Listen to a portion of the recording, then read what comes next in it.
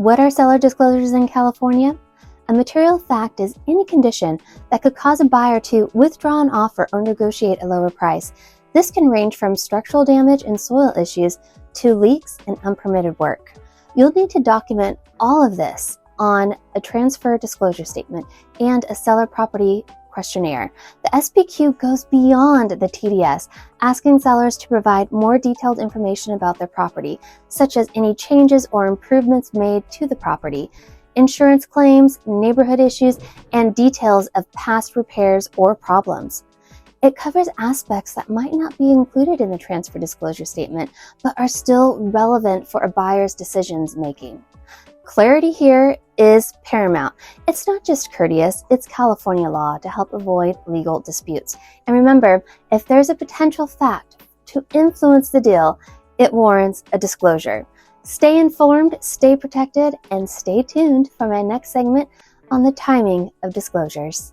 In real estate, timing can be as critical as the disclosure itself. It's wise to present disclosures to the buyer early on, enabling them to make fully informed decisions. Quick tip, if a buyer is going to back out, better they do it before you've taken your property off the market for too long. And under the California Association of Realtors guidelines, you're required to disclose within 7 days of your purchase agreement acceptance. The pro move here? Have your disclosures ready when listing. And here's an important heads up.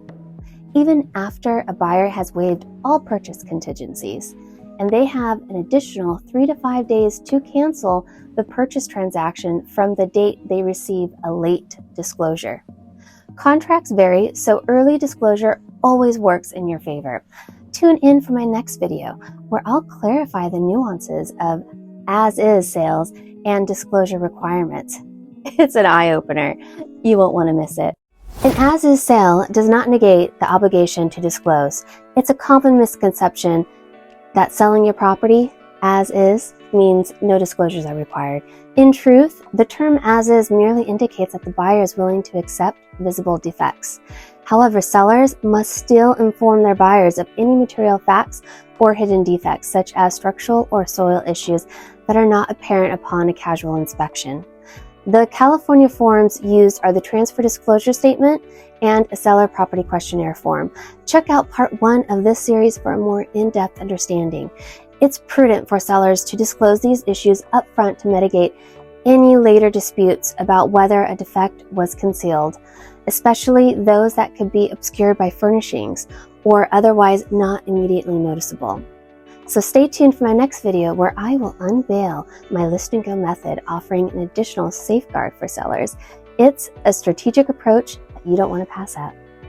Through my list and go service, I provide my clients with an invaluable resource, Seller Shield. This is about giving you, the home seller, a robust layer of protection in the home sale process. Seller Shield's gold standard disclosure process is crafted to shield you from the #1 cause of home sale lawsuits: issues with the disclosure forms. This service offers a detailed response field, expert guidance, and a guarantee of thorough and signed disclosures tailored to keep you fully informed and legally secured. Typically, sellers are the most exposed during a home sale, but Seller Shields changes that narrative, resolving 94% of potential disputes before they even turn into costly lawsuits. And this powerful integration between Seller Shields and real estate transaction is revolutionizing the way homes are sold and giving you, the seller, a peace of mind and legal assurance. To learn how Seller Shield can protect your home sale, schedule a strategy call with me. Your security is my priority.